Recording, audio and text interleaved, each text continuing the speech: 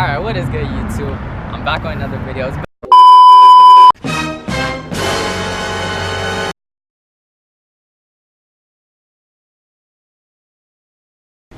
This is the Karma Rivera. We just became the official Karma dealership. That is the electric hybrid. Wow. It's a electric and gas hybrid. Get about 380 miles on a full charge. And the car is stunning. There's nothing that looks like that on the road. But to get to the Lamborghini, this is a SV Aventador that a client we sold. He now has it on consignment with us because he has an SVJ that's coming in. So that's why we have that on the showroom floor. It's got about 4,000 miles on it. It's a 17. I don't know because I didn't sell it. So to be certain, I think he put those on with a wrap, ironically enough. But because I don't believe it came from the factory this way, and it feels like a wrap. If you the wraps you could always eat. yeah, so it feels like a wrap to me. And of course you've got your Huracans, Coupe, and Spiders, and then the baddest of the bad, Urus. This car has been fantastic. It has opened up an entirely new market for Lamborghini clients because now they can put their friends in it and go. Fastest SUV made, do about 206 miles an hour, and it's just a hoot to drive. It's a real joy. So have been very popular. They've been out now for about a year and 3 months, and the most popular of the Lamborghinis made. Previous production record for Lamborghini was about 5,200 vehicles. Last year they made 9,200, and that's because the Urus. They made about 4,500 Uruses, sold them all, shattered Lamborghini's records. But they made an entirely new factory and plant for this car, and production line for this car because it's been so popular. And then behind you, you've got the refreshed Huracans known as the Evos. What have they done? They've made it now all-wheel steering. They bumped up the horsepower, and they reconfigured the front end a bit and the rear end a lot, actually. As you, not only with the carbon down here, but they brought the exhaust up, and now you've got some carbon plate down below, but the exhaust used to be down there on the Huracan. So now your exhaust is up here. And they added a bit more of a natural spoiler to the car as well. You know, a normal person wouldn't notice the difference probably.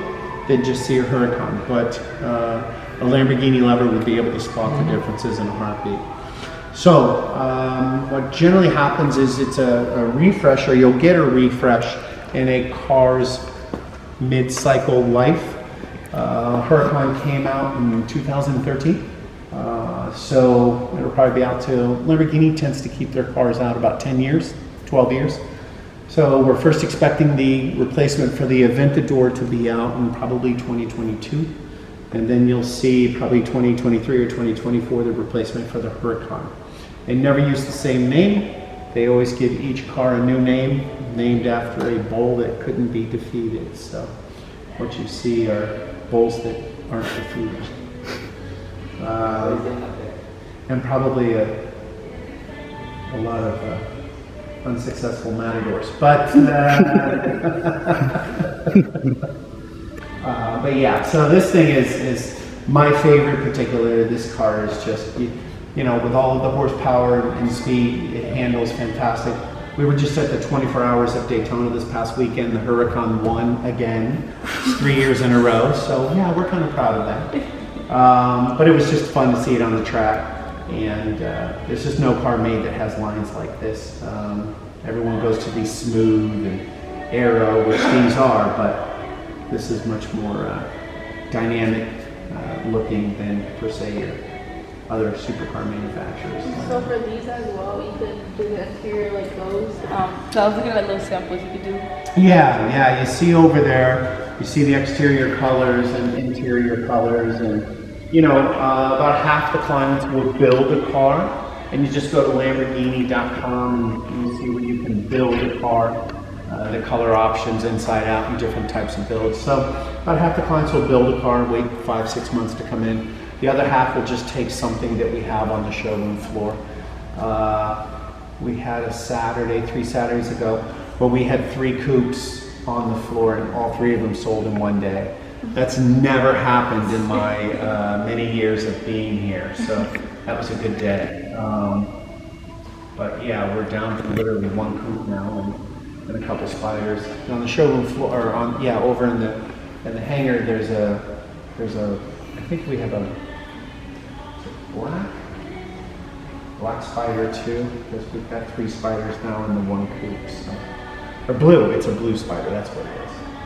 Which is the one you brought out today? Yeah, it was, because that's the one we put miles on. That's the only one. We try to keep it so that if there's one demo car, so that, because you know, these customers tend to, when they purchase a car, they don't want to put miles on them. So, yeah, exactly. But you have to have one for them to drive. I mean, we don't just allow clients to jump in a car and test drive a car like at a normal showroom. With us, it's a discerning clientele that generally you check a residence and make sure that they're qualified before, because the car is going to perform. If it's just the car performing, that's never the issue, trust me. It's just only getting the people to perform with their dollars that it's no. But anyway, so yeah, there's your Lamborghini showroom. You can see in here the different colors, the different heights, the different swathes of leathers, I mean, it's just rims. This is the configuration room, and you can kind of get an idea what and how you want to do it. But when you build it online, it shows you the cars spinning around as well. So. I used to do that when I was little. Build cars? With the Lambo. Oh, really? Yeah. Because Lambo's always my favorite car. Well, that's because you got good taste. I'll come to you when I get my first one. Absolutely. Nice to meet you. I'm trying it. Alright, I get that one better. The third time is always my first one. Yeah, mine too.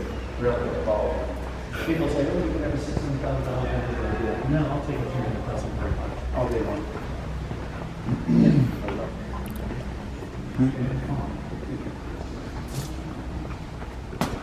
So this is generally where our pre-owned automobiles are. You've got a variety of, I forgot the Red Huracan just came in too, Evo. So another spider there in red. The one thing I want to know is more about this one right here. The Karma? Yeah. I've seen it on this show I was watching on Netflix, and I've always wanted to know more about it. Like the design of it, why they make it. Well, so the car originally came out in 2012, and the designer was a designer for Tesla, who left the company and decided to design his own hybrid vehicle. Tesla's all electric, and this manufacturer, Karma, is a hybrid. So they went out of business about a year later, unfortunately, once production started, because the battery technology wasn't there. So about 2 years ago, you had an investment company come in, buy all of the rights to the cars and designs, and fix the battery problem. 6 years later, technology moves quick, and they were able to fix the battery issues no problem. So they started producing the original, and then down there you see, like with the black one and with that red one, that's the new GT. So what's the difference? Well, you look at the front end, you see a little bit different front end, right? From the standard Karma to the GTs. And you get about 300 miles on a full charge with gas and electric. And you get about 360 on with the new GTs as well. A little bit different interiors, but not a lot. I mean, the one thing that this car was amazing about was you could take it to car shows and it would get a tremendous amount of attention from whoever as much as the Lamborghinis. I mean, people really love the way this car looks. As a sedan, it is a simply stunning, you know, Tesla being as phenomenal as it is, and it is a great car. The looks can be a little boring, not with this. This car, the design and the look is second to none. There just isn't anything on the road that looks quite as stunning and gorgeous as this Karma. They are absolutely beautiful. Are these solar panels on top? On this, yes, not on the GTs, but on the standard, yeah. You have solar panels that are recharging the car as you're driving. Also, there's no like charger. Yeah, there is in the back rear quarter panel. There's a 110 or 220 charger, the same as you would do with any cars, any hybrids or electric for that matter. And I drive a hybrid myself, so I like the electric drive certainly, and not having to go to the gas station. But these are just simply beautiful, fun to drive. Not the fastest of all electric cars. They're a little heavy, actually, a little over 5,000 pounds, and you feel that when you're driving it because you're very substantial drive. But now the new GTs have the BMW i8 engine in them, as far as for the hybrid combination of electric and gas. So they're fun. They're really well built. And then could you explain the logo? Yeah. So this is an artist that does a separate painting of every Karma logo for every car. So it's pretty neat. No two are the same. It's so It is absolutely beautiful, isn't it? yeah, Believe like kind it. of moving. Yes, exactly. Well, it is. You can't tell it's constantly moving. I'm totally messing with you. It's not constantly moving. It's just the way the light's hitting it. And then you got the McLaren down there. Yeah, we took that in on trade 2 weeks ago, along with the Urus Black. That's sold to my client who's up in Washington. He'll be getting that in a couple weeks. Gentleman has a 67 Corvette over there that's been completely restored, so we set that on consignment with us. There's a ZR1 Corvette trade that I took in about a month ago over there with 2,000 miles. And that's a Range Rover SVR that I took in 2 weeks ago, that I originally sold to the client 4 months ago. And then you got a Huracan Coupe, and then your couple of Evo Spiders. The Huracan Evo.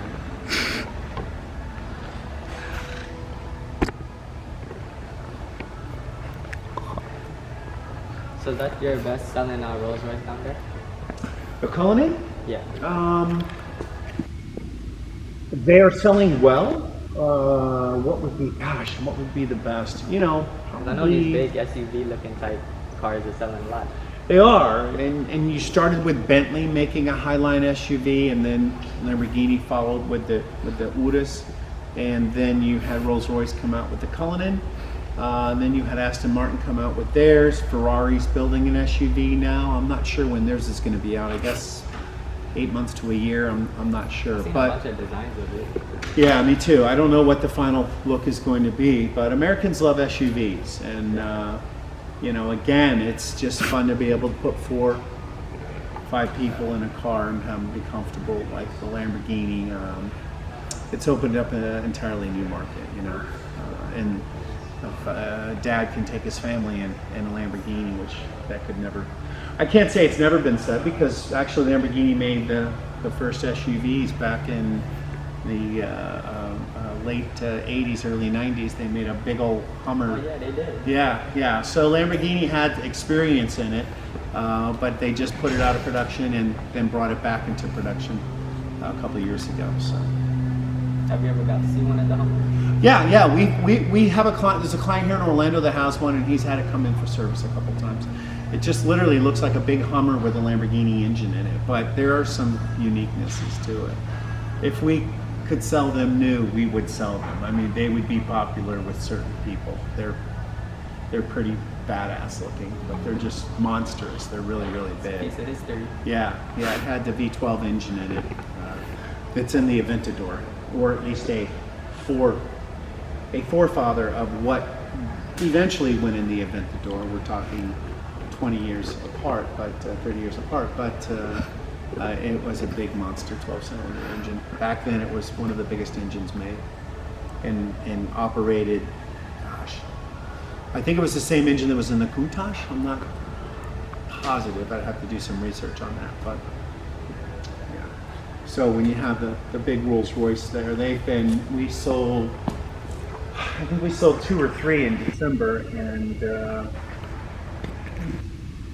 I am about to sell that blue one there. Should be rolling next week.